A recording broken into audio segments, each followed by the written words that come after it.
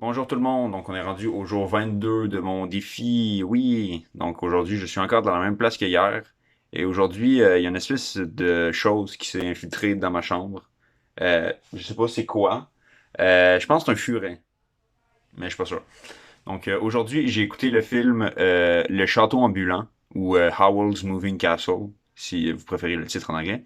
Et oui, c'était encore une fois super bon. Donc j'ai décidé de regarder un autre film des studios Ghibli ou Ghibli parce que ben c'est ça, j'avais vu celui de hier et je trouvais ça bon. Aussi, ça me tentait pas de me casser la tête pour trouver un autre film. Et c'est ça, j'ai écouté ça. Et encore une fois, c'est extrêmement bon. C'est l'animation est incroyable.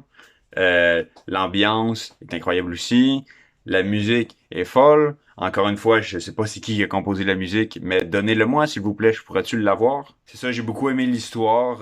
L'histoire qui a des thèmes. Ben, encore là, tu sais, il y a des trucs que j'ai pas compris, là, mais tu sais, ça parle de la guerre aussi, ben, tu sais que la guerre, c'est un petit peu stupide, là. Et aussi, le film finit sur une leçon. C'est le pouvoir de l'amour qui gagne et qui met fin à la guerre. Et je trouvais juste que, ben, tu sais, c'est une morale un peu cliché, mais en même temps, c'est pas une mauvaise morale, c'est pas quelque chose de faux. Et la musique, oui, la petite mélodie, là, le thème principal, là, ça va me rester dans la tête pendant un mois, je le sais. Et j'adore ça, c'est vraiment bon. La musique était vraiment bonne. J'ai trouvé que, ben, en fait, le thème principal, le leitmotiv, là, qui joue souvent, il joue vraiment souvent, genre vraiment tout le temps. Puis je pense que c'est pour ça que je l'ai dans la tête, là, parce qu'il joue tout le temps. Mais c'est pas une mauvaise chose, c'est extrêmement bon. Les personnages étaient aussi attachants que le voyage de Chihiro, là, même que je pense que je préfère peut-être les personnages dans celui-là.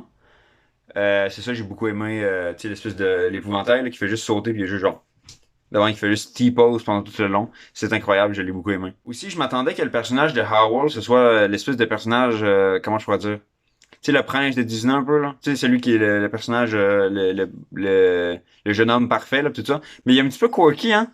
C'est un petit peu spécial, cet enfant-là. Il est drôle. Il est un petit peu, c'est un petit peu une drama queen. Puis, il est un petit, c'est ça, je l'ai bien aimé. Aussi, ben, le personnage principal, là, le personnage de Sophie, qui est, je m'attendais pas à ce qui, parce que tu vois pas souvent ça, des personnages principaux, que c'est des vieilles personnes. Mais en fait, non, c'est pas vrai. Techniquement, c'est une jeune, là, mais en fait, il y a une malédiction qui la transforme en vieille dame. Donc, c'était vraiment drôle de voir que ben, pendant la majeure partie du film, c'est une vieille dame. Puis c'est le fun de voir un personnage principal qui est une vieille dame. Oui. Donc voilà, si vous devez retenir quelque chose de cette vidéo-là, c'est que les films des studios Ghibli ou Ghibli, peu importe, c'est extrêmement bon. Je vais probablement en regarder d'autres. Pas dans mes prochains jours, là. Je vais attendre que mon défi soit fini pour les regarder.